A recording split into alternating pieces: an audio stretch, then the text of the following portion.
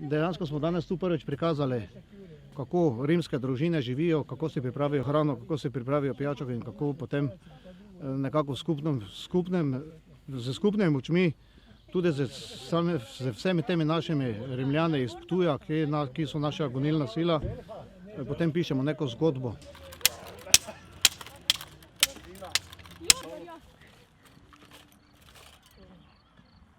Največji poudarek pa tu mi danes dajemo predvsem na ohranitvi vode, čiste pitne vode. Severa aqua. In pa tudi na hrani, ki jo dejansko vojaki potrebujejo zaradi vojskovanja v tistih časih. In pa nekako zaupanje, ker če so dobili okuženo ali nekako zastrupljeno vodo, so lahko tudi bitke, ne samo bitke, ampak tudi vojno izgubili zaradi tega.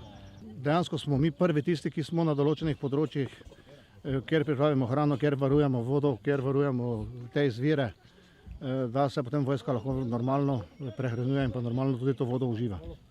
Vsaj del teh, ki smo danes tu, bomo tudi tukaj prenočili, se pravi, bomo pričakali sončni vzhod na tej parceli. Dejansko se jutri tudi od tu, iz tega mesta, udeležimo povorke starih običajev v okviru občinskega praznika v Cerkvenjaku, kjer bomo tudi predstavili življenje Rimljanov.